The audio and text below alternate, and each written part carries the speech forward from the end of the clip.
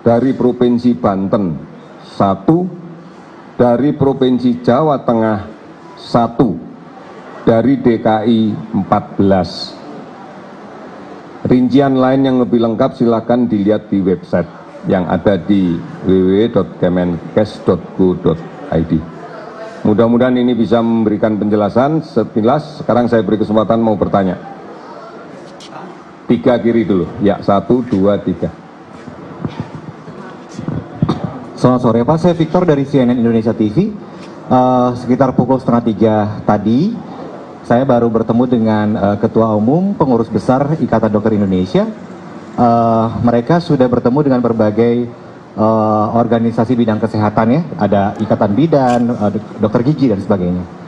Dan mereka sudah menyusun, rencananya besok akan disusun secara rapi dan akan diberikan ke pemerintah tentang usulan.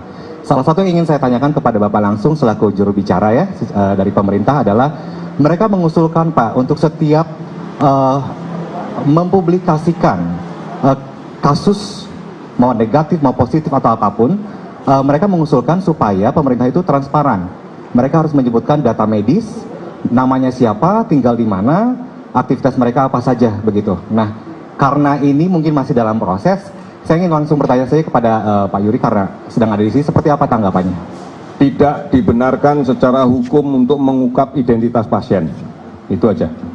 Itu secara hukum sudah jelas tidak dibenarkan. Oleh karena itu saya hanya menanggapi squel ini saja karena usulan besarnya saya belum terima.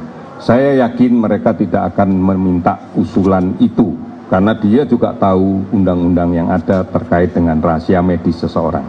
Tuh ya. Oke.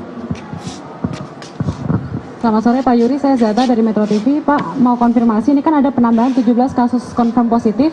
Berarti jika sebelumnya 117, totalnya 134 ya Pak? Oke, 134. Kemudian yang kedua adalah, Pak ini kan sudah ditetapkan oleh WHO pandemi global ya Pak, COVID-19 ini. Kemudian ada beberapa rumah sakit rujukan yang memang masih tutup pada Sabtu dan Minggu. Ini apakah ada mungkin kedepannya untuk dibuka pelayanan Pak untuk hari Sabtu dan Minggu? Karena ini usulan dari masyarakat, banyak yang mengeluhkan karena pada saat datang ke Sabtu dan Minggu ini tidak dilayani dan ditolak Pak, begitu. Terima kasih. Iya, ini sudah pandemi global. Tidak berpengaruh terhadap bagaimana kinerja rumah sakit. Mestinya semua rumah sakit rujukan tidak akan pernah menutup pintunya dalam 24 jam untuk menerima rujukan. Yang jadi masalah ini bukan pasien rujukan kan, tiba-tiba datang gitu loh. Oleh karena itu maka kemarin coba kita fasilitasi apakah IGD mengabaikanlah kedaruratannya dulu untuk kemudian mencoba menerima. Ini kemarin sesuatu yang baru. Oleh karena itu ke depan nanti kita akan coba rubah lagi.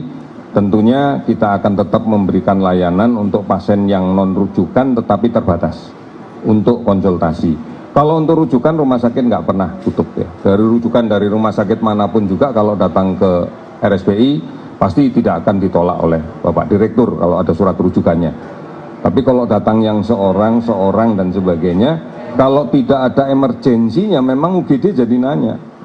Kalau ada kedaruratannya sih UGD pasti akan menerima dan tidak akan ada masalah. Tetapi kita akan perbaiki ini karena ini adalah sesuatu yang memang harus kita respon di dalam kondisi seperti ini. Tetapi juga kita juga akan pelan-pelan, tidak kemudian merespon kepanikan masyarakat sebagai sesuatu yang kita benarkan. Ya, pelan-pelan kita akan rubah. Yang penting semuanya terlayani, bagaimanapun caranya, bagaimana strateginya harus dilayani. Sudah barang tentu saya menyadari emosional pasien, kalau perlu datang langsung dilayani gitu loh. Bahkan kalau perlu masih di pintu gerbang sudah dilayani gitu ya. Saya tahu betul tentang kondisi ini. Ya, oke, ya. Selain ini 3 kanan ya. Pak Yuri, izin Pak Juri dari Harian Kompas.